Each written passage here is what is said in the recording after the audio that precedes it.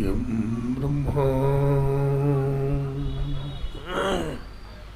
वरुणेन्द्ररुद्रमरुतः स्तुन्वन्ति दिव्यैस्तवैर् वेदैः साङ्गपदक्रमोपनिषदैर् गायन्ति यं सामगाः ध्यानावस्थितद्गतेन मनसा पश्यन्ति यं योगिनो यशान्तं न विदुः सुरासुरगणाः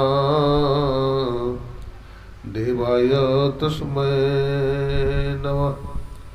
ध्यानमूलं गुरुर्मूर्ति पूजामूलं गुरुपदं मंत्रमूलं गुरुर्वाक्यं मोक्षमूलं गुरुकृपा।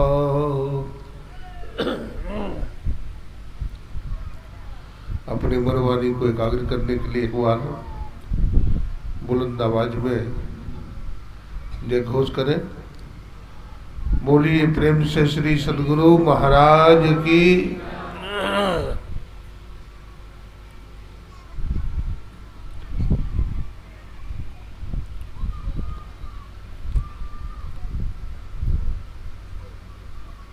सृष्टि के कण-कण में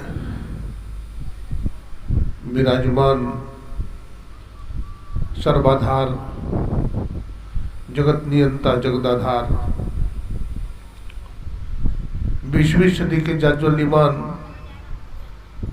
प्रचंड मार्तंड संत सद्गुरु महर्षि मेही परमहंस जी महाराज के त्रैलोक 52 पाद पद्मों में कोटि कोटि साष्टांग दंडवत प्रणाम।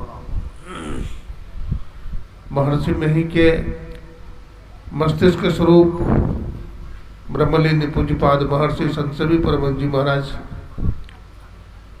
उनके हृदय स्वरूप पूज्यपाद ब्रह्मलीन महर्षि साहिब स्वामी जी महाराज, दिल्ली प्रवास में विराजमान पूज्यपाद आचार्य श्री महर्षि हरिनंदन परमहंस जी महाराज के चरणों में कोटि कोटि नमन करते हैं, कोटि कोटि प्रणाम करते हैं। मंच पर विराजमान पूज्य स्वामी बलदेव बाबा, हमारे स्वामी जोगिंदर बाबा, शंकर बाबा, हमारे साध्वी जी, साध्वी बहन, सत्संग प्रेमी सज्जनों, भक्तिमती माताओं एवं बहनों, सत्संग की ज्ञान गंगा में गोता लगाते हुए सभी गुरु भक्तों का मैं हार्दिक अभिनंदन करता हूँ, सबको नमन करता हूँ, सबको प्रणाम करता हूँ।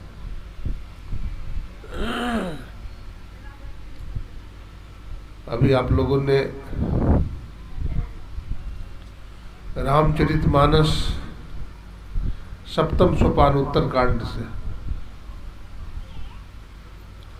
नर्तन की महत्ता, नर्तन की उपादेयता सुन रहे थे।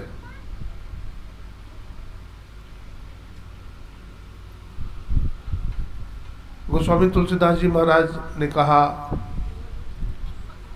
बड़े भाग मानुष तन पावा, सुर दुर्लभ सब ग्रंथन गावा। बड़े भाग्य से मानव का शरीर मिलता है। ये मानव का शरीर पाने के लिए देवी देवता भी ललायित रहते हैं, लेकिन देवी देवता के मानव का शरीर नहीं मिला, नहीं मिलता है।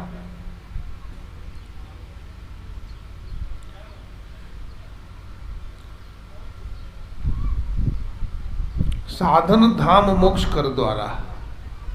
मनुष्य के शरीर की विशेषता इसलिए है कि इसमें साधनों का धाम है, यानी मोक्ष का दरवाजा है। मानव का शरीर कर्म योनि है। मानव शरीर छोड़ करके जितनी भी जोनियां हैं सब भोग जोनियां हैं। उस भोग जोनि में हम ईश्वर की भक्ति नहीं कर सकते।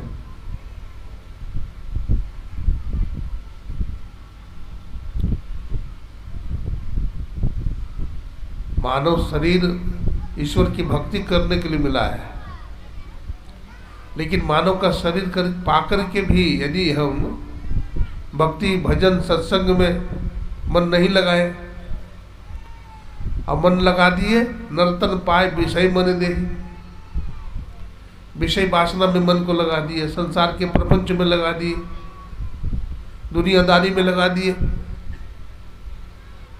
तो कहते हैं ये शरीर तो अमृत पान करने के लिए मिला था, लेकिन विष का पान कर रहे हैं हम। मानव का शरीर मिला था अमृत पान करने के लिए, लेकिन हम विष का पान कर रहे हैं। अमृत पीकर के आदमी अमर हो जाता है, अब विष पीकर के आदमी मर जाता है। अब अमृत प्राप्त करने के लिए जरा विचार कीजिए, हमारे देवता और दानवों ने विचार किया कि संसार में सुख शांति कहाँ है, तो ऋषि मुनियों के माध्यम से पता चला कि अमृत है समुद्र के अंदर। समुद्र के अंदर अमृत है, अगर समुद्र का मंथन किया जाए तो अमृत मिल जाएगा। इस हेतु देवताओं ने और दैत्यों ने मंदराचल पर्वत को उठाकर लाया, बासुकीनाथ का रस्सी बनाया और विलोडन करने लगे, मंथन करने लगे। तो मंथन करते करते कितने रत्न निकले थे? 14 रत्न निकले थे। 14 रत्नों में एक लक्ष्मी भी निकली थी, तो लक्ष्मी को दे दिया भगवान विष्णु को। एक ऐरावत हाथी निकला था, जिसे इंद्र के राजा, इंद्र जो राजा है स्वर्ग के, उनको प्रदान किया गया। इसमें अमृत भी निकला, और अमृत पीने के लिए दोनों में झगड़ा हो गया, देवता में दानों में। वो बोले हम पिएंगे, वो बोले हम पिएंगे, मारा पीटी हो गया, छीना झपटी हो गई। तो अमृत का कलश लेकर के भागने लगे इंद्र का पुत्र जयंत। इंद्र का बेटा कौन था? जयंत। तो जयंत अमृत का कलश लेकर भागने लगा, तो 4 जगह में अमृत गिरा था। वो जगह कौन है जानते हैं?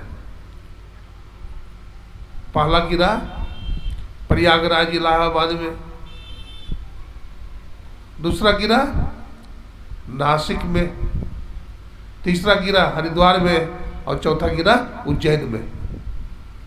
इसलिए 4 जगह वो अमृत पाने की इच्छा से 4 जगह कुंभ का मेला लगता है,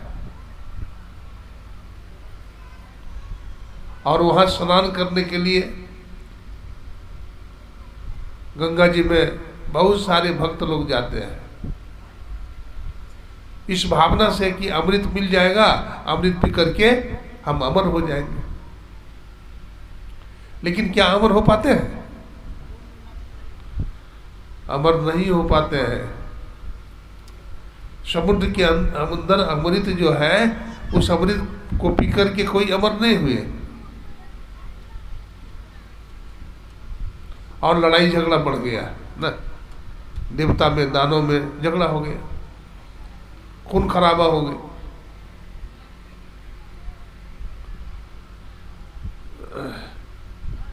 अब विष जब निकला तो विष पीने के लिए कोई तैयार नहीं हुआ। जब कोई तैयार नहीं हुआ तो भगवान आशुतोष, भगवान शंकर ने सोचा कि सृष्टि का प्रलय हो जाएगा, कोई व्यक्ति जीवित नहीं रह सकेगा, सब मर जाएगा।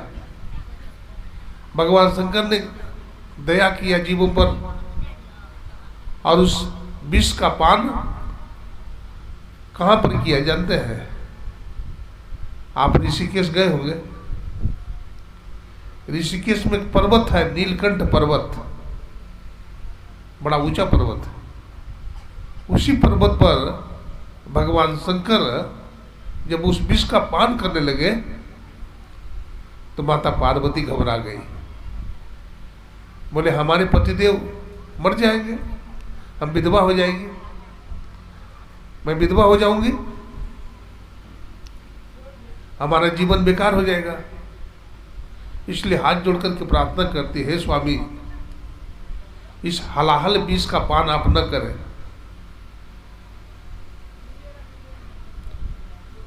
आप क्यों पान करते हैं जब किसी ने नहीं पिया, भगवान विष्णु ने नहीं पिया, ब्रह्मा ने नहीं पिया, कोई देवी देवता नहीं पिया, तो आप क्यों पीते हैं?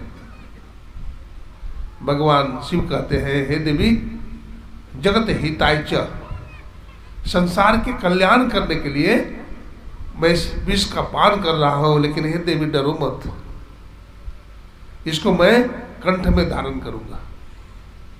कहां धारण करूंगा? कंठ में धारण करूंगा। सज्जनों, भगवान शिव उस विष को कंठ में धारण कर लिया। अब ऐसा हलाहल विष भगवान शिव ने कंठ में धारण तो कर लिया, लेकिन भगवान शिव का कंठ नीला हो गया। इसलिए भगवान शंकर का एक नाम पड़ गया नीलकंठ महादेव। ना क्या नाम पड़ा? नीलकंठ महादेव। अब देवों के देव महादेवा, देवताओं में सबसे श्रेष्ठ कौन है? तो महादेव है।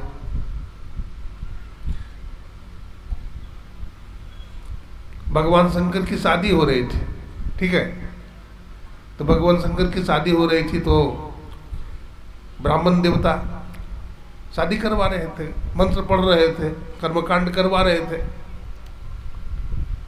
गठबंधन कर रहे थे। तो भगवान शंकर से ब्राह्मण देवता पूछते हैं, आपके पिताजी का नाम क्या है? पंडित जी पूछते हैं, आपके पिताजी का नाम क्या है? तो भगवान शंकर ने कहा, हमारे पिताजी का नाम ब्रह्मा है। फिर पूछते हैं, आपके दादाजी का नाम क्या है? तो कहते हैं, हमारे दादाजी का नाम भगवान विष्णु है। फिर पूछते हैं, आपके परदादा का नाम क्या है? तो भगवान शंकर कहते हैं, सबके परदादा हम ही हैं, हमारा परदादा कोई नहीं। लेकिन याद रखिए, भगवान शंकर के भी परदादा है। ये संत मत सिखाता है कि भगवान शंकर के भी परदादा है। हम लोग सुबह में स्तुति विनती करते हैं ना, हाँ, क्या करते हैं? भजो ओम ओम प्रभु नाम यही, अब भजो ओम ओम में ही नाम है। ये ओम क्या है? ओम ईश्वरवाची शब्द है। ओम में 3 वर्ण है, अकार, उकार और बकार। अकार रजोगुण है, उकार सतोगुण है और मकार तमोगुण है। इसमें 2.5 अक्षर है। संत कबीर साहब कहते हैं, पोथी पढ़े पढ़े जगमुआ, पंडित भयानक हो, और 2.5 आखर प्रेम का पढ़े सो पंडित हो। कबीर साहब कहते हैं, ये 2.5 आखर का अक्षर वाला जो मंत्र है, इसको जो पढ़ लेता है, मनन कर लेता है, आत्मसात कर लेता है, वही ज्ञानी है, वही पंडित है।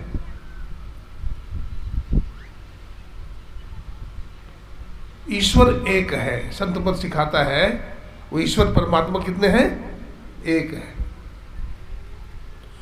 कोई ब्रह्मा जी की पूजा करते हैं, कोई भगवान विष्णु की पूजा करते हैं, कोई शंकर भगवान की पूजा करते हैं, कोई दुर्गा की पूजा करते हैं, कोई काली की करते हैं, कोई गणेश का करते हैं, कोई हनुमान जी का करते हैं। रूप अनेक, शक्ति एक। रूप अनेक है, लेकिन शक्ति एक ही है। वो ईश्वर एक ही है, और वो ईश्वर का कोई नाम रूप नहीं है। वो अकहुआ है, वो सर्वव्यापक है, और सर्वव्यापकता के भी परे है। तो यही नर्तन में हम उस परमात्मा को जान सकते हैं। गाय, भैंस, हाथी, घोड़ा, कुत्ता, नदी, पहाड़, क्या जानेगा? नहीं जान सकेगा। इसलिए बहुत बड़ा मौका है, बहुत बड़ा चांस है, बहुत बड़ा अवसर है। परमात्मा ने मानव का शरीर इसीलिए दिया था।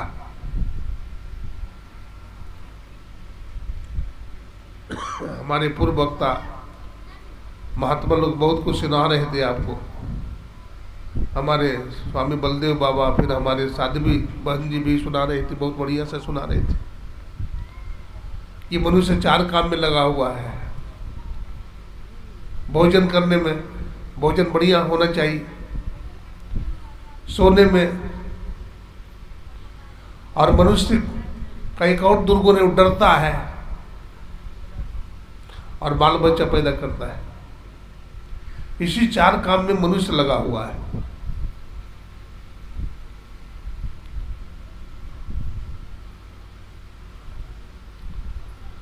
मानव का शरीर मिला था, नाथ कहे या नर्तन है, प्रभु पाने के लिए, प्रभु को पाने के लिए मानव का शरीर मिला था।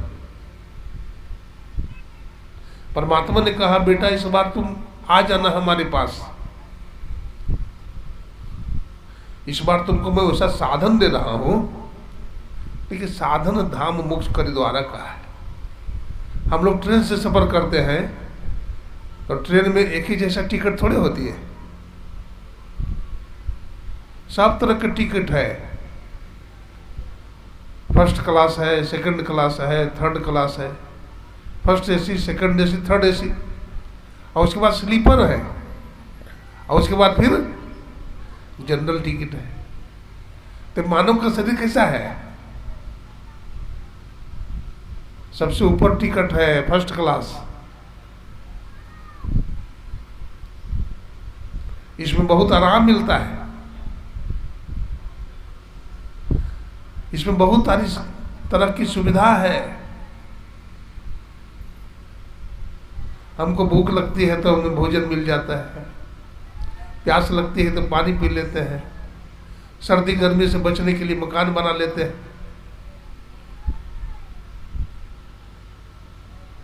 कुत्ता बिल्ली देखिए, कुत्ता बिल्ली, पक्षी को देखिए, भरपेट भोजन नहीं मिलता। कुछ पालतू कुत्ता होता है, कुछ फालतू कुत्ता होता है। नहीं, कुत्ता 2 तरह का होता है, एक पालतू और दूसरा फालतू।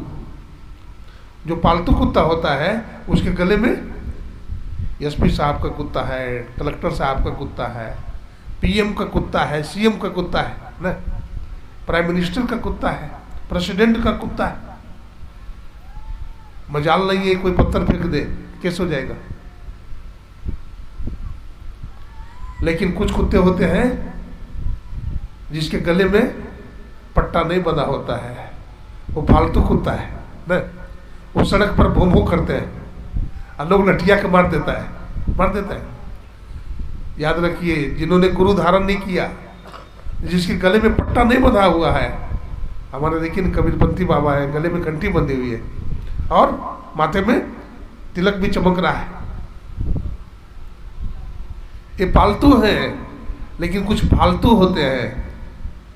अब फालतू कुत्ता जो भों भों करता है उसको लठिया के लोग मार देते हैं।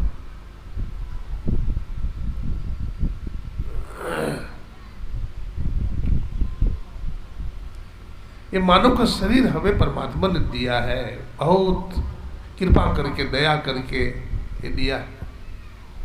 लेकिन इसका यूज हम नहीं करते हैं, मिसयूज करते हैं।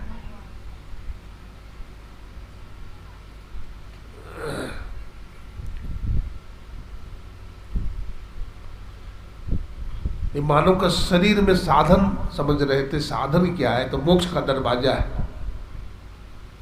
और विशेषता क्या है? इसमें बहुत सारे देवी देवता का वास है।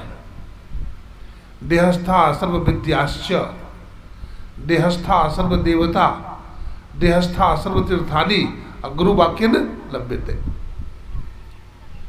33 करोड़ देवी देवता का वास है इस शरीर में।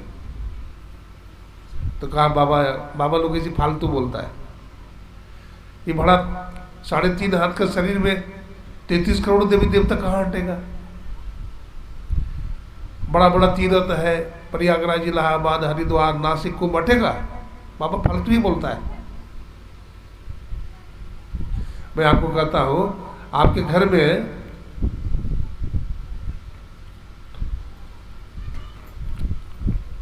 दो फुट का 2.5 फुट का टेलीविजन है। उस टेलीविजन में देखते हैं क्रिकेट मैच हो रहा है, उसमें नदी दिखाई पड़ रही है, पहाड़ दिखाई पड़ रहे हैं, सब लोग घूम रहे हैं। ऐसा क्यों होता है? टेलीविजन तो बहुत छोटा है।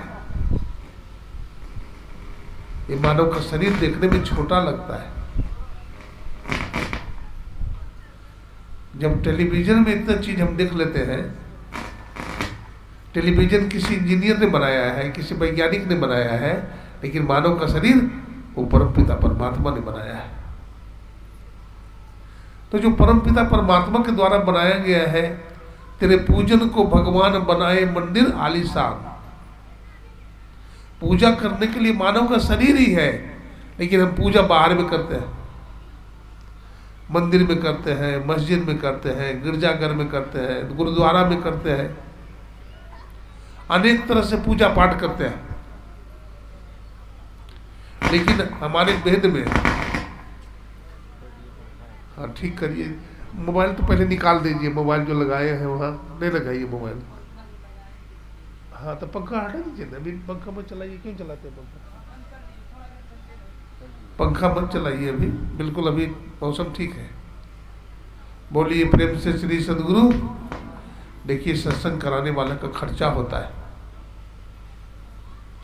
ये समय बड़ा मूल्यवान है। हमारे परम आदरणीय श्री कृष्णदेव बाबू बड़े ही सुलझे हुए सत्संगी, हाँ, बड़े सीधे साधे हैं। और इनका बेटा भी दोनों है, इंजीनियर साहब, और एक छोटा बेटा है। दोनों बड़ा होनहार है। इनकी बेटी, इनके दादाजी, इनके नाना जी सब बड़े सत्संगी। एक खानदानी सत्संगी परिवार है। पैसा तो बहुतों के पास होता है, लेकिन धर्म कर्म में पैसा किसी भाग्यशाली का खर्च होता है। सत्संग से मूल्यवान, मानव के शरीर से मूल्यवान कोई वस्तु दुनिया में है?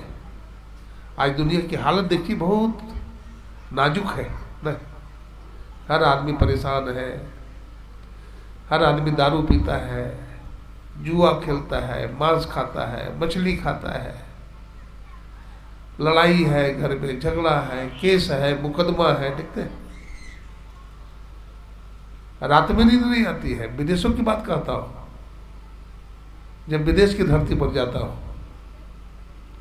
तो वहां तो बस मत कहिए, पागल लोग बहुत मिलते हैं जो विष खा करके मर जाते हैं, जो फांसी लगाकर मर जाते हैं, 20-20, 25-25 शादियां करते हैं, लव मैरिज कर लेते हैं।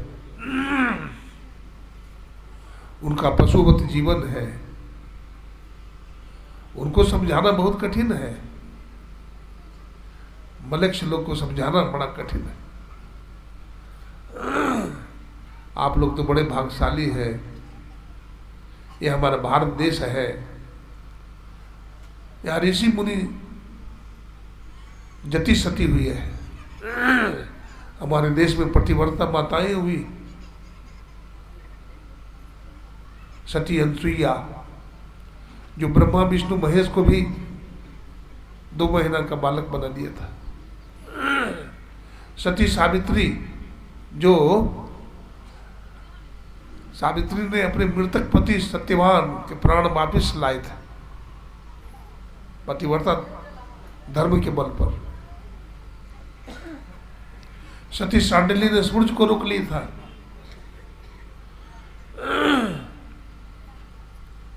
और एक जनाबाई हुई है, माता जनाबाई बहुत भजन करती थी।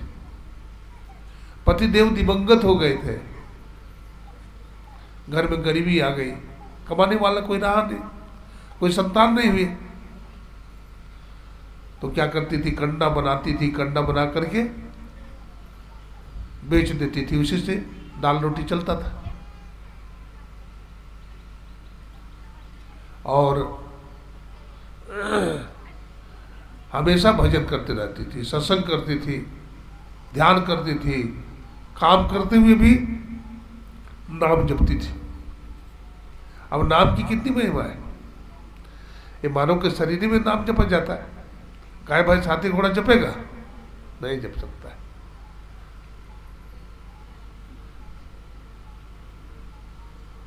बगल की पड़ोसी सहेली उनके कंडा को चुरा लेती थी, तो मना करती थी कि बहन हम बहुत गरीब हैं, इसी से हमारा गुजारा चलता है, तुम चुरा लेती हो, मांग के ले लो। तो नहीं मानती थी, चुरा लेती थी। तो क्या करती बेचारी, पंच का सहारा लिया, मुखिया का सहारा लिया, शिकायत की जाकर के देखिए ना हमारा कंडा चुरा लेती है सहेली हमारी पड़ोसी। तो मुखिया साहब आए, सरपंच साहब आए, फैसला हुआ, दोनों को बुलाया गया, क्या बात है। तो कहा कि हमारे कंडे को हमारी सहेली चुरा लेती है। तो उसे पूछा गया कि सही बात है। तो कहती नहीं, ये कंडे हमारे हैं, हमारे भी गाय है, हमारे भी बैल है, भैंस है, उसके कंडे हैं। तब इससे पूछा जाता है क्या प्रमाण है कि तुम्हारा कंडा चुराई है, बोलो प्रमाण तो देना पड़ेगा ना। तो कहती है प्रमाण है। बोला क्या है। बोला हमारे कंडा को कान में सटाइए। तो उसमें से विट्ठल विट्ठल की आवाज आती है। विट्ठल दक्षिण भारत में भगवान विष्णु का नाम है। दक्षिण भारत में भगवान विष्णु को विट्ठल विट्ठल कहते हैं। विट्ठल मंदिर है दक्षिण भारत में। तो सही में मुखिया जी कान से लगाते हैं तो सही में विट्ठल विट्ठल की आवाज आती है। अब इससे बड़ा प्रमाण क्या होगा। ये सिद्ध हो गया कि ठीक है तुम्हारी सहेली ने तुम्हारे कंडे चुराए हैं, वापिस कर दो। वापिस कर दिया। देखिए हम इतना नाम जपे, इतना भजन करें कि हमारे मुंह में दर्द हो जाए। हम बकबक बहुत करते हैं ना, भगवान का भजन नहीं करते हैं, जप नहीं करते हैं, गप करते रहते हैं, यहां तक कि भजन में भी गप करने लगते हैं।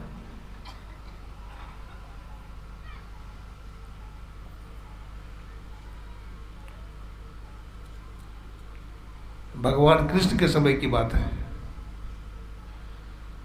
भगवान श्री कृष्ण के समय भी सत्संग होता था, भगवान श्री राम के समय में त्रेता युग में भी सत्संग होता था। और उस समय में भी गुरु अपने शिष्य को दीक्षा देते थे और भजन करवाते थे। ऐसे नहीं है कि हमारे गुरु महाराज ने ही करवाया है, ये प्राचीन परंपरा है, ये परंपरा चल रही है। तो भगवान श्री कृष्ण के समय की एक बात सुनाता हूं। भगवान कृष्ण के बहुत सारे भक्त थे, उसमें से एक भक्त का नाम था चोखा मेला। क्या नाम था। चोखा मेला। वो बड़ा गुरु भक्त था, भगवान श्री कृष्ण को बहुत प्यारा था। तो वो भी सत्संग करने के लिए मंदिर में गया था। तो मंदिर में भूकंप आ गया, और जब भूकंप आ गया ना तो मंदिर ही गिर गया, सब लोग दब करके मर गए, उसमें चोखा मेला भी दबकर मर गया। तो भगवान कृष्ण ने अपने एक भक्त को बुलाया, दामा को, और कहा दामा देखो कल राधा कृष्ण मंदिर में भूकंप आ गया, हमारा एक भक्त भी गया था सत्संग सुनने के लिए, उसका नाम चोखा मेला है, उसकी हड्डी तुम ले आना। तो कहा प्रभु हम कैसे पहचानेंगे कि चोखा मेला की हड्डी है, हड्डियां तो बहुत होगी वहां, हम कैसे पहचानेंगे। तो भगवान श्री कृष्ण ने कहा हमारा जो भक्त चोखा मेला होगा उसकी हड्डी को कान से तुम लगाओगे तो उसे श्री कृष्ण की आवाज आएगी, यही पहचान है। तो चला गया वहां। अब देखा कि मंदिर के पास बहुत सारे हड्डियां बिखरी हुई है, लाश पड़ी। तो एक तरफ से वो हड्डी को उठावे, कान से लगावे, तो किसी हड्डी से आवाज नहीं निकले, हड्डी से कोई आवाज आती है। लेकिन जो बहुत जप करता है, बहुत भजन करता है, जो गुरु का प्यारा होता है, एक हड्डी जो बहुत चमक रहा था, उस हड्डी को कान से लगाया तो उसे श्री कृष्ण की आवाज आने लगी। समझ गया यही हड्डी जो खाने लगी है, लेकिन चला गया। देखिए, हम अपने जीवन में इतना भजन करें, इतना नाम जपे कि हमारी हड्डी से भी भगवान का नाम निकले, गुरु का नाम निकले। लेकिन हम लोग ऐसा नहीं करते हैं। कहाँ करते हैं? हम लोग त्रैकाल संध्या नहीं करते हैं। हम लोग तो प्रचार प्रसार में रहते हैं, देश से विदेश तक, कहाँ कहाँ। लेकिन जब स्तुति का समय होता है तो गाड़ी में ही स्तुति कर लेते हैं। ध्यान का समय होता है तो गाड़ी में ही कर लेते हैं। जैसे बने वैसे करो कमाई, धर चरणन विश्वास। जैसे बने। बहुत सारे हमारे सत्संगी भाई बहनें हैं, माताएं हैं, जो बहुत गरीब हैं। हमारे गुरु महाराज का ज्ञान बड़ा ऊंचा है। सब संतन की बड़ी बलिहारी, उनकी स्तुति कहीं भी की जाए, अमोरी मति अति नीच अनाड़ी। हे गुरुदेव, आपकी भक्ति कैसे करें? हमारी मति बड़ी नीच है, मलिन है ना?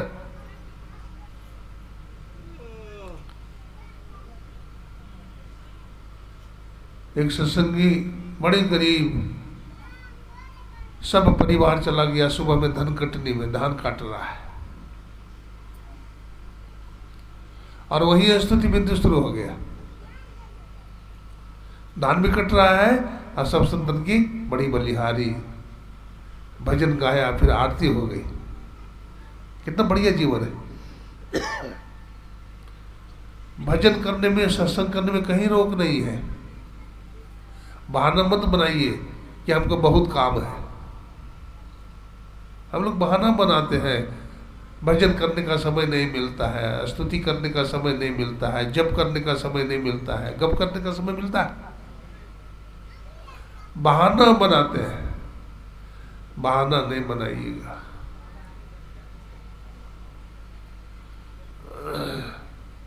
ये मानव का शरीर सुर दुर्लभ है, ये साधनों का धाम है, ये क्राउन ऑफ क्रिएशन है।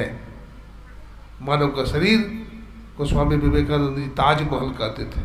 मानव का शरीर ताजमहल है।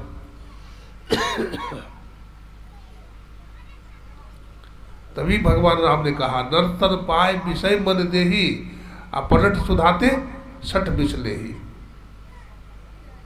ये मानव का शरीर भजन करने के लिए मिला था और विषय वासना में लगे हुए हैं, शराब पी रहे हैं, जुआ खेल रहे हैं, माता पिता की सेवा नहीं करते। हाँ, आजकल बच्चे माता पिता की सेवा नहीं करते। माता पिता पढ़ाता लिखाता है, विद्वान बना देता है और माता पिता की सेवा नहीं करता है। एक घर में एक सुंदर बालक का जन्म हुआ, बड़ा सुंदर बालक। बतलाते हैं उस माता जी का पति गुजर गए, विधवा हो गई। अपना बेटा को मजदूरी करके पालन किया, पढ़ाया लिखाया, कलेक्टर बना दिया। क्या बन गया? कलेक्टर। और वो माता जी की एक आंख नहीं थी। माता जी की एक आंख, एक आंख नहीं हो तो क्या बोलते हैं? कानी न, कानी थी।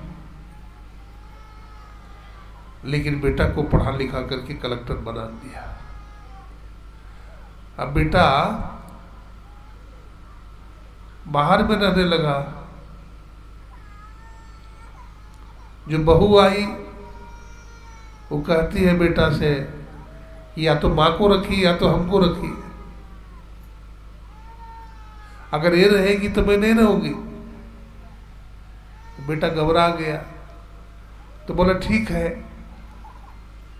तुम हमारे साथ रहना, माता जी को हम इसी पुराना घर में छोड़ देते हैं। माँ को पुराना घर में छोड़ दिया। माँ तो बेचारा लाचार हो गई, बूढ़ी हो गई। अब तो मजदूरी भी नहीं होती, भूखी पड़ी रहती है, लाचार हो गई। लेकिन चिट्ठी आई, बेटा ने चिट्ठी लिखा कि माँ, बेटा का जन्म हुआ है। माँ को बड़ी खुशी हुई कि हमें पोता हुआ, पोता का जन्म हुआ। आज मजदूरी करने के लिए नहीं जाओगी, आज भूखी रह जाओगी। इतनी खुशी हुई, पोता का जन्म हुआ है, तो सोचा कि बिल आते हैं। कर्जा लेकर के बूढ़ी माता पोता के लिए पाजामा, कुर्ता, टोपी और बहुत कुछ लेकर के गई, उधार लेकर के, कर्जा लेकर के। पूछते पूछते कि कलेक्टर साहब का घर कहाँ है। वो कलेक्टर साहब का नाम था चंद्रभान। क्या नाम था? चंद्रभान। तो चंद्रभान साहब का घर कहाँ है, कलेक्टर साहब का? तो पता चला जो सबसे ऊंचा बिल्डिंग है ना, वही चंद्रभान साहब का घर है। तो बेचारी चली गई किसी तरह से। वहां तो गेट कीपर था। जब जाने लगा तो बोला, आप कहाँ जा रही हो? रोक लिया, बोला नहीं जा सकती। वो कहती है, ये चंद्रभान साहब है ना, कलेक्टर साहब, वो हमारा बेटा है। तो कहा ठीक है माता जी, बेटा है तो हम आपको पहुंचा देते हैं। तो 5वीं मंजिल में ले गया, जिसमें कलेक्टर साहब रहते थे। तो बेल सिस्टम होता है, घंटी बजाती है, आवाज जाती है, तो बेटा बाहर निकल के आता, बहू आती है। तो माँ काली थी, सांवली थी, तो चेहरा बुढ़ापा में तो ऐसे भी खराब हो जाती है, वो भी काली थी एक कान से। तो बहू पूछती है, कौन है, कैसे हमारे घर में घुस आई डाइन? तो बेटा कहता है कि यह हमारी नौकरानी है। क्या बोलती है? यह हमारी नौकरानी है। देखिए, बोलती है यह हमारी नौकरानी है। जब वो कलेक्टर साहब छोटा था ना, तो उसकी किडनी खराब हो गई थी। और कानी कैसे हुई माँ, वो मैं बता देता हूँ। बेटा की आँख खराब हो गई थी, तो डॉक्टर ने कहा कि कोई दूसरा आँख लाइए, तभी तो हम इसका आँख में लगा देंगे। तो माता जी बोली, हमारा बेटा है, हमारा कलेजा है, हमारी आँख निकाल लो। तो उसी का आँख निकाल करके बेटा को आँख लगा दिया गया था। बीमार हुआ था तो दोनों किडनी खराब हो गए थे। तो माँ ने बोली कि डॉक्टर साहब कोई बात नहीं, हमारा लाल है, हमारा बेटा है, हमारा दोनों किडनी निकाल लीजिए, अब बेटा को लगा दीजिए। तो बेटा को लगा दिया। आज देखिए, अपना पोता से मिलने के लिए माँ जा रही है, तो क्या बोलता है, यह हमारी नौकरानी है। माँ का हृदय टूट जाती है कि देखो, मैंने अपना बेटा को पढ़ाया लिखाया, इसके लिए हम दोनों किडनी दे दिए, आंख दे दी, इसके लिए मैं जीवन भी दे सकती हूँ। लेकिन माँ के हृदय में कितना भाव है। लेकिन जब ये कहा कि नौकरानी है, उसका बच्चा जो है ना, गेट पर ही, गेट के पास ही 5वां मंजिल में बरामदा में झुला रही थी उसकी माँ। बड़ा सुंदर बच्चा था। अभी माँ सोचती है दादी कि चलो किसी तरह से एक बार देख तो ले अपने पोता को। बड़ा सुंदर भाव है, पोता को एक बार देख लोगे। जैसे ही गोद में उठाती है तो उसकी बहू छीन लेती है, जा डाइन, तुम्हारा पोता थोड़े ही है, तो नौकरानी है। छीन लिया। लेकिन हजारों आशीर्वाद दिया माँ ने कि बेटा तू सशक्त युग जी, तुम्हारे कीर्ति दुनिया में फैल जाए। देखो माँ का हृदय कितना विशाल होता है। माँ धरती के समान होती है और पिता आसमान के जैसा होता है। लेकिन आज के बच्चे, माता पिता अपना पेट काट करके पढ़ाया लिखाया, अफसर बना दिया, डॉक्टर बना दिया, इंजीनियर बना दिया, वकील बना दिया, पीएम सीएम बना दिया, लेकिन माता पिता की तरफ लोगों की दृष्टि नहीं जाती है। आज के बच्चे क्या बोलते हैं, हम दो, हमारे दो भी हम नहीं बोलते हैं। पहले बोलते थे हम दो हमारे दो, अब बोलते हैं हम दो हमारे एक। अपने ही परिवार को, पत्नी को वो फैमिली मानते हैं, अपना बेटा को बेटी को फैमिली मानते हैं। माँ को, बाप को, चाचा चाची को वो फैमिली नहीं मानते। एक बार एक लड़का की शादी हुई तो उस लड़का सत्संग में आया था। वो उठ के जाने लगा। मैंने कहा कि बैठो। बोला स्वामी जी हमको जाना है, ट्रेन पकड़ना है, अपने फैमिली को लाना है। तो मैंने कहा माता पिता को? कहता नहीं स्वामी जी अपनी फैमिली को। चाचा चाची है? बोला नहीं नहीं नहीं, अपनी फैमिली को लाने जाना। मतलब हमारी पत्नी और हमारा बेटा ही हमारी फैमिली है, माँ बाप हमारी फैमिली नहीं है, चाचा चाची हमारी फैमिली नहीं है, वो अलग हो गए। ऐसा करना चाहिए? नहीं करना चाहिए। अभी भी बहुत अच्छे लोग हैं, लेकिन ये फासला को दूर कौन करेगा? ये सत्संग इस फासला को अगर दूर कर सकता है तो ये सत्संग। सदगुरु की महिमा अनंत, अनंत किया उपकार, लोचन अनंत उघारिया, अनंत दिखावनार। संत पलटू कहते हैं अगर संसार में संत महात्मा नहीं होते तो क्या होता? आग लगी आकाश में, चू चू गिरे अंगार। संत न होते जगत में तो जल जाता संसार। ये संत महात्मा अगर संसार में नहीं होते तो आग लग जाती संसार में। हमारे घर में बहन भी होती है ना, बहनें होती है, सब आशीन बोलते हैं, बहन का भी आदर करो, वो लक्ष्मी है। अगर आप अपनी बहन का आदर नहीं करोगे तो तुम्हारा आदर होगा? नहीं होगा। जिस घर में पत्नी की इज्जत नहीं है, जिस घर में पति की सेवा नहीं है, वो घर नरक है। क्या है? नरक है। ये मानव जीवन स्वर्ग है, लेकिन इसको हम नरक बना देते हैं। तो नरक कौन बनाता है? हमारी वाणी, कठोर वाणी। अगर हम कठोर वाणी बोलेंगे तो हमारा घर नरक बन जाएगा। हम अगर मेहनत नहीं करेंगे, पुरुषार्थ नहीं करेंगे तो हमारा घर नरक बन जाएगा। आपका बेटा पढ़ता है, आपकी पॉकेट में पैसे नहीं है तो क्या करेंगे? आपका बेटा पढ़ पाएगा? नाम काट दी जाएगी। पुरुषार्थ भी कीजिए, मधुर वाणी बोलिए, समय पर सब काम कीजिए, पति का आदर कीजिए। बहुत सारी माताएं बहनें नहीं समझ पाती है, वो पति का आदर नहीं करती है। बात बात में गुस्सा।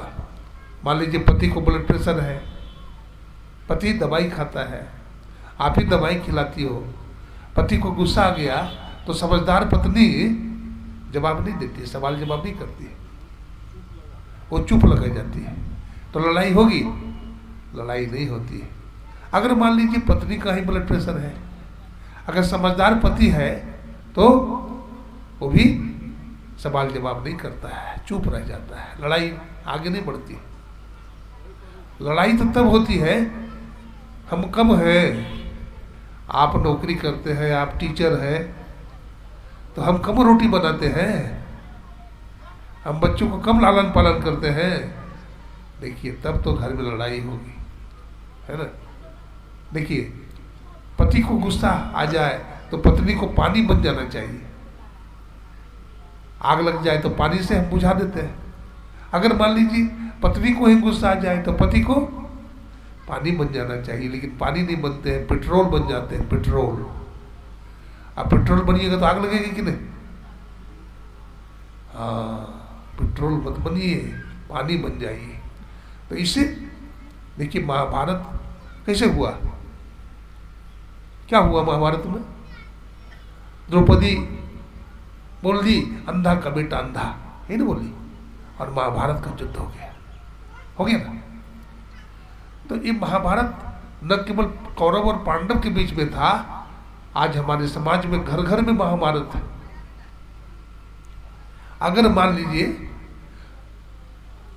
द्रौपदी के मुंह से निकल गया, द्रौपदी माता से गलती हो गई, अगर दुर्योधन माफ कर देता, क्षमा कर देता, तो महाभारत होता। हम भी क्षमा करना सीखें, कोई गलती कर दिया तो उसको माफ कर दीजिए, तो महाभारत से बच जाएगा घर। एक बार जब पांचों पांडव वनवास काल में थे ना, वनवास काल में, तो बतलाते हैं दुर्योधन ने किसी गंधर्व की कन्या को छेड़ दिया, तो गंधर्वों ने भारी सेना लेकर के उसको पकड़ लिया। किसको? दुर्योधन को कैद कर लिया, कैद कर लिया और धमकी दिया कि कल मार डालूंगा सुबह में। तो उसका जो अंगरक्षक था दुर्योधन का, बड़ा तेज था, किसी तरह से भाग निकला और युधिष्ठिर के शिविर में चला गया, सब बात बता दिया कि आपका भाई के जान खतरे में है, इसको मार देगा कल सुबह में। तो धर्मराज युधिष्ठिर को चिंता हो गई। धर्मराज युधिष्ठिर चला गया किसके पास? अर्जुन के पास, भीम के पास, और कहा भाई देखो हमारा भाई का जीवन खतरे में है, उसको मार डालेगा गंधर्व, इसलिए चलो उसकी सहायता करें। तो भीम ने कहा कि वो हमारा भाई थोड़े है। भीम अर्जुन ने कहा हमारा भाई थोड़े ही है, उसके कारण ही वनवास झेल रहे हैं 12 साल का। उन्होंने ही द्रौपदी का चिरहरण किया है, उन्होंने ही मुझे लड्डू में विष डाल करके खिला दिया था और मार करके समुद्र में फेंक दिया था। वो हमारा भाई थोड़े ही है जो उसकी रक्षा करेंगे हम। कहा नहीं चलोगे? बोला नहीं चलूंगा। तो धर्मराज युधिष्ठिर चलने लगे, तो दोनों चलने लगा पीछे पीछे। भीम भी गदा उठा लिया और अर्जुन भी गांडीव धनुष लेकर के चलने लगा। जब वहां गए जहां दुर्योधन को कैद में कर रखा था, वह गंधर्व घेरे हुए है। जैसे ही अर्जुन को देखा और गदाधारी भीम को देखा, सब थर-थर कांपने लगे। जानते हैं गंधर्व का राजा ने क्या कहा? कहे भरतवंशियों में श्रेष्ठ अर्जुन,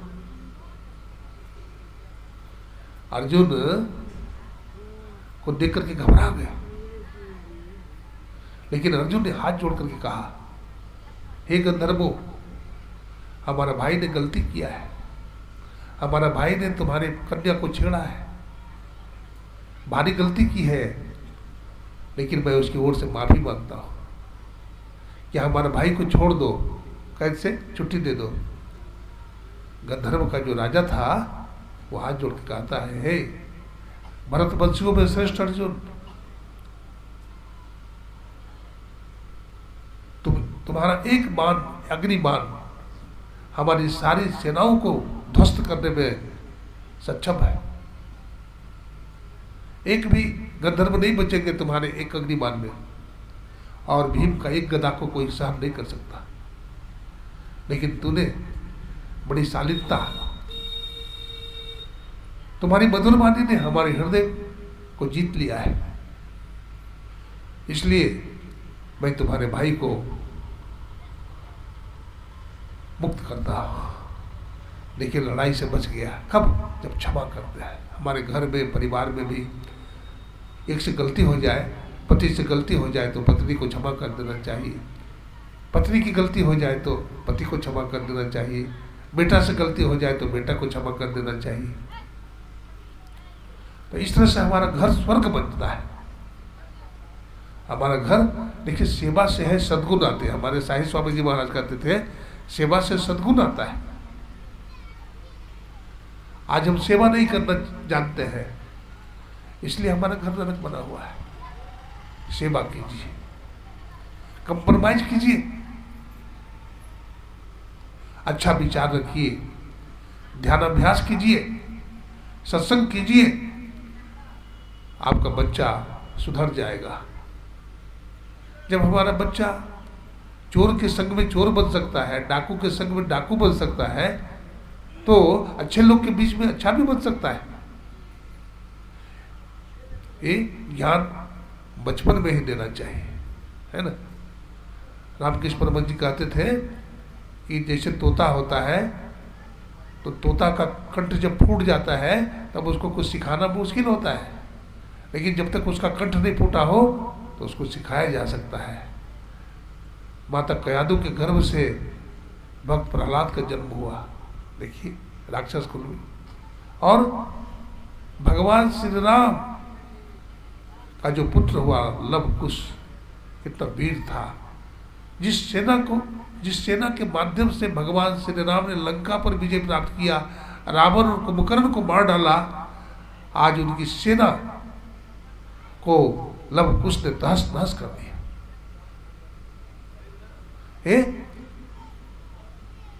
गुरु परंपरा, ये उच्च शिक्षा, आदर्श शिक्षा,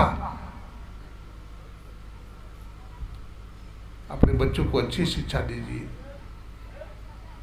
गुरुकुल में भी भेजिए, केवल कॉन्वेंट में ही मत भेजिए। इंग्लिश का मैं कोई विरोधी नहीं हूँ, इंग्लिश पढ़ना चाहिए, आज इंग्लिश की जरूरत है। एक भाषा है, लेकिन संस्कृत विद्या जरूर पढ़िए।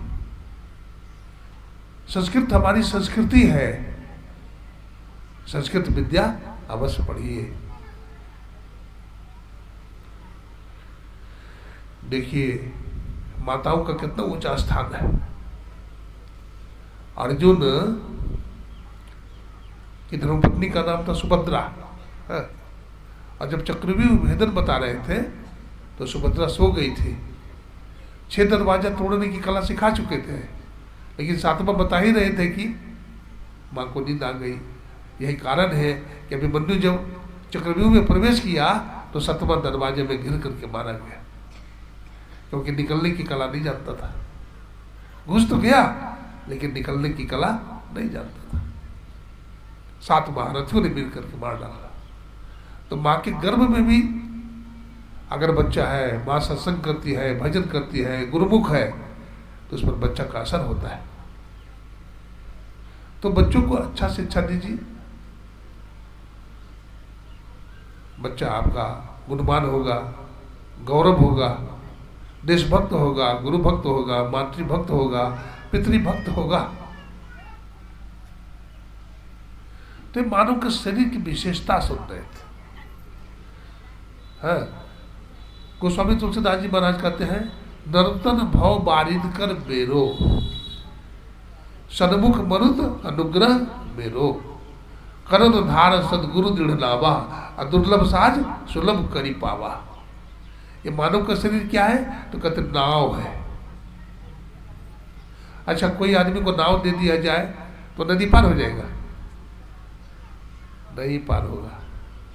केवल नाव से पार नहीं होगा, और कुछ चाहिए। क्या चाहिए? कुशल मल्लाह भी चाहिए, नाविक चाहिए।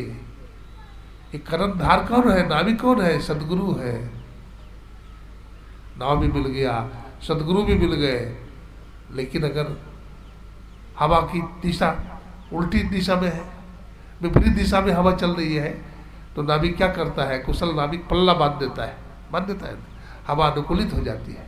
वैसे तो जब जीवन में सदगुरु आप बनाते हैं तो परमात्मा की कृपा अनुकूलित हो जाती है। जैसे ही सदगुरु बैठते हैं कि हवा अनुकूलित हो जाती है। तो ये 3 सूत्र है। मानव का शरीर नाव है, संत सदगुरु मल्लाह है, ईश्वर की कृपा अनुकूलित वायु है। और तीनों का जब समागम होता है तब हम भवसागर पार हो जाते हैं। गोस्वामी जी लिखते हैं, जो न तरह भव सागर अनर समाज अस पाए, सोकृत निंदक मंदमती आत्महन गति जाए। कहते हैं आत्महिंसक है, बहुत लोग विष खा करके मर जाते हैं, फांसी लगा करके मर जाते हैं, वो आत्महिंसक होते हैं। ऐसा करना चाहिए? माता बहनें तो पहले ही एकदम जो है फांसी लगा लेती है, विष खा लेती है तुरंत। पति से झगड़ा हुआ, बेटा से झगड़ा हुआ और विष खा करके मर जाती है। ऐसा करना चाहिए? नहीं। विष खाने से जानते क्या बनता है? कबीर साहब कहते हैं दीवाने मन भजन बिना दुख पई हो। अरे दीवाने मन भजन के बिना दुख उठाना पड़ेगा। क्या कहते हैं? पहला जना भूत का पई हो। जो विष खा के मरता है, फांसी लगा के मर जाता है, गाड़ी में दब करके मर जाता है, जानबूझ करके लाइन पटरी के नीचे सो जाता है, आत्महिंसक है, उसकी दुर्गति होती है, वो भूत प्रेत बन जाता है।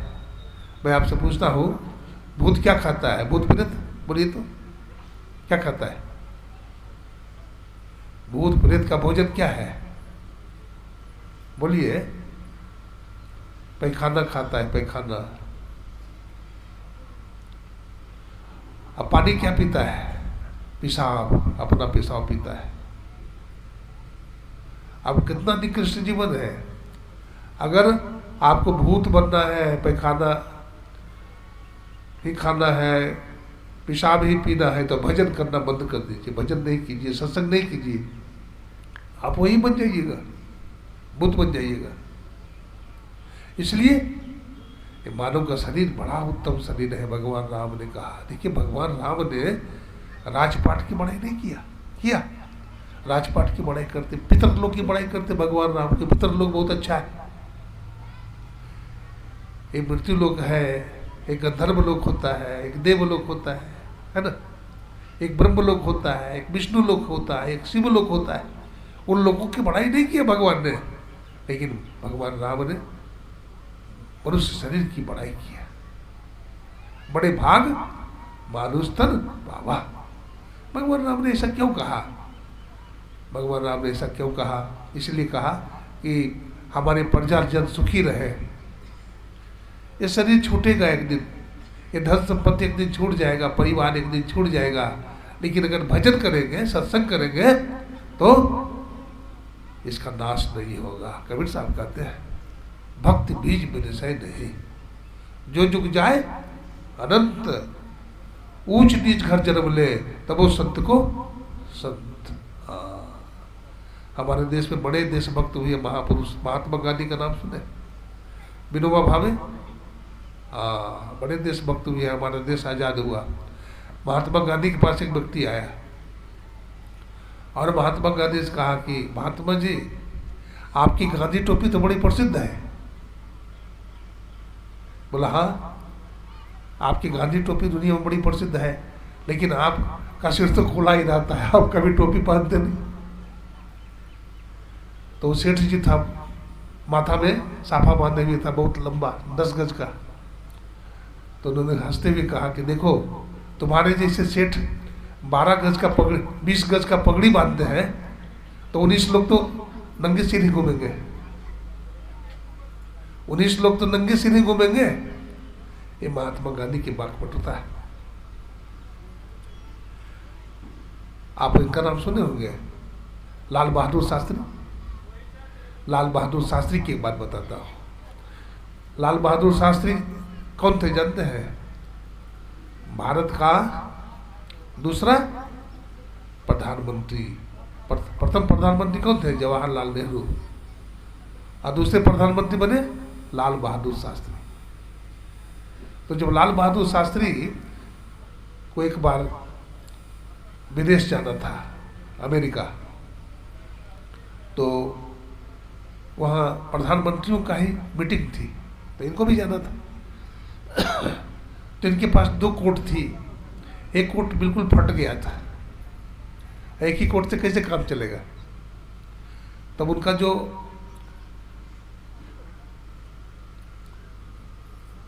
सहायक मंत्री था, तो उन्होंने कहा कि आपका कोट पुराना हो गया है साहब, साहब आपका कोट पुराना हो गया है, ये अच्छा नहीं लगेगा, नया कोट बनवा लीजिए। तो महात्मा गांधी ने कहा, लाल बहादुर शास्त्री ने कहा कि क्या जरूरत है कोट का, अरे हमको देखेगा कि कोट को देखेगा, लोग हमसे मिलेंगे ना, कोट से मिलेंगे। तो कहा कि उसका मंत्री चला गया और बाजार से कोट का कपड़ा खरीद के ले आया, दर्जी भी बुला लिया कि कोट बन जाए तो अच्छा रहेगा, अमेरिका जाना है।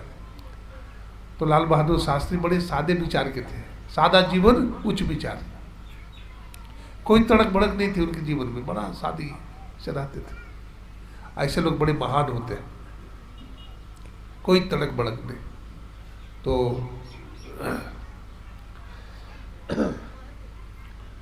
कहते हैं टेलर से जब नापने लगा तो बोला, देखो एक कोट तो है और एक फटी हुई जो कोट है ना, इसको उलट करके सी दो।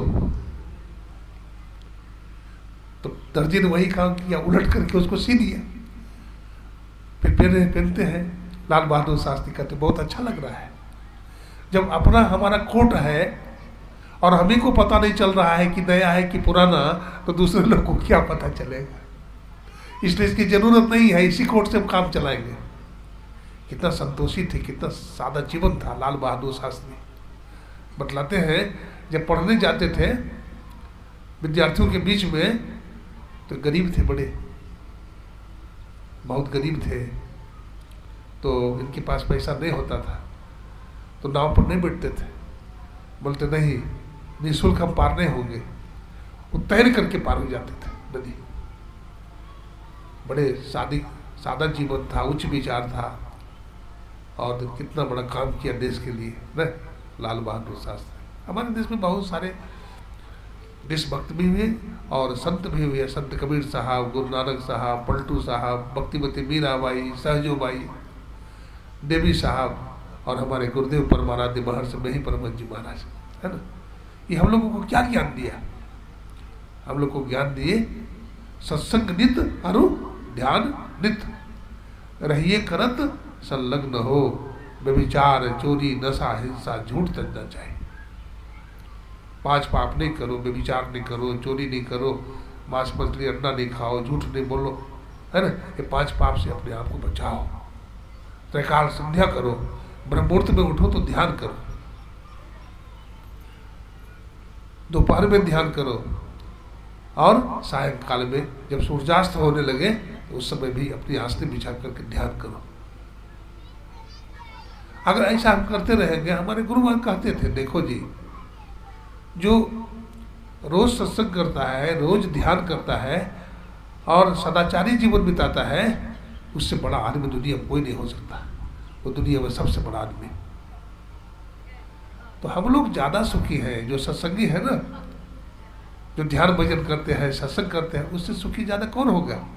जो दिन रात हाय हाय करते रहता है, ना सत्संग करता है, ना भजन करता है, उसको सत्संग में जाने का फुर्सत नहीं है, और एक दिन बढ़िया से फुर्सत हो जाएगी। एक किसान था, वो जवाहरलाल नेहरू जो प्रधानमंत्री थे तो मिलने गया, ठीक है, उसको कुछ काम था जरूरी, तो 1 बजे रात में नंबर आया, किसका, उस किसान का। तो बुलाहट चपरासी ने बुलाया, नाम पुकारा, तो किसान अंदर में गया, तो देखा कि पंडित जवाहरलाल नेहरू बैठे हुए हैं कुर्सी पर। तो बोला कहिए, बैठिए, किस काम से आए हैं। तो बोला हमको कोई काम नहीं है, आपसे तो ज़्यादा सुखी हम ही हैं। बोला कैसे। बोला आप 1 बजे रात तक जगते हैं, हम गरीब भलो ही हैं, किसानी करते हैं, धान गेहूँ लगाते हैं, काटते हैं, हम भरपेट खाते हैं और 9 बजे रात में सो जाते हैं और सुबह में 3 बजे उठ कर भजन कर लेते हैं, आपसे तो वैसे सुखी हम ही हैं। बड़े प्रभावित हुए पंडित जवाहरलाल नेहरू प्रधानमंत्री जो थे, बड़े प्रभावित हुए। तो किससे आपको ज्ञान मिल जाएगा, कहना तो ऐसा किसी को छोटा मत समझिए ना, ऐसा नहीं समझिए कि विवेकानंद बाबा ही प्रवचन करता है। हमारे बहुत यहाँ साध्वी जी हैं, हमारी बड़ी ज्ञानी, देखिए इनके साथ में रहती है, ये भी साध्वी, बहुत सुंदर भजन गाती है। हमारे स्वामी जी जो बैठे थे बलदेव बाबा, हमारे जोगिंदर बाबा हैं, हमारे गायक जी हैं, बड़ा सुंदर भजन गाते हैं। आप लोग भी प्रवचन कर सकते हैं, प्रवचन करते हैं, लेकिन ज्ञान आचरण में होता है। ऐसा नहीं हम बकबक कर रहे हैं तो हम ही ज्ञानी हैं, ऐसा नहीं। किसी को छोटा नहीं समझना चाहिए, सब महान है, सब हमसे विशेष है। ऐसा अगर समझेंगे तब आपको ज्ञान होगा, है ना। तब आप समाज की सेवा करेंगे, देश की सेवा करेंगे। समय कितना हुआ देखिए, 6 बज गया। और हमारे सत्संग का जो आयोजन कराने वाले हैं आदरणीय श्री कृष्णदेव भगत जी, है ना, और उनके पूर्वज जो थे हमारे श्री जानकी प्रसाद भगत जी, उनके दादाजी थे, और नाना जी थे श्री राजेंद्र प्रसाद जी, है ना, और सुमन जी और आशीष जी यानी कि बेटा है। तो सब संस्कारी हैं और सत्संग की सेवा में देखिए सब लोग लगे हुए हैं, है ना। तो ये बहुत अच्छी बात है, ये बहुत अच्छी बात है। परमात्मा ने मानव का शरीर इसीलिए दिया था, इसलिए खूब सत्संग कीजिए, भजन कीजिए। कल भर का सत्संग है, आप लोग अधिक से अधिक संख्या में आइए और सत्संग से लाभ उठाइए, है ना। और आपको भी भगवान ने अगर धन दिया है तो आप भी अपने घर में सत्संग कराइए और सत्संगियों को बुला करके सत्संग करवाइए, भंडारा दीजिए। हाँ, ऐसा नहीं समझिए भीख में से भीख दे तीनों लोग जीत ले ना, खा गया सो खो गया, अब बांट दिया सो बो दिया। इसी बुरी लोग हैं, इनके मुख में एक ग्रास भी चला गया आपका अन्न तो जानते हैं कितना गुना पैदा करेगा। इसलिए संतोष रखना चाहिए जीवन में। बहुत कुछ है लेकिन दिन रात हाय हाय है, संतोष नहीं है, सब बेकार हो जाता है। इसलिए हमारे जीवन में संतोष भी होना चाहिए। स्वामी विवेकानंद जी महाराज ने शिकागो के धर्म सम्मेलन में कहा था, work unto death. When I have gone, my spirit will work with you. I am with you. When I have gone, my spirit will work with you. हाँ, हमारा धन जवानी पद सदा रहने वाले नहीं है, नष्ट हो जाएंगे। लेकिन हम जो भजन करते हैं, हम जो ध्यान करते हैं, हम जो सत्संग करते हैं, इसका नाश कभी नहीं हो सकता है ना। फिर हमको मनुष्य का शरीर मिल जाएगा। इसलिए मानव का शरीर पा करके भजन कीजिए, सत्संग कीजिए तो कल्याण होता है। इन्हीं शब्दों के साथ बोलिए प्रेम से श्री सद्गुरु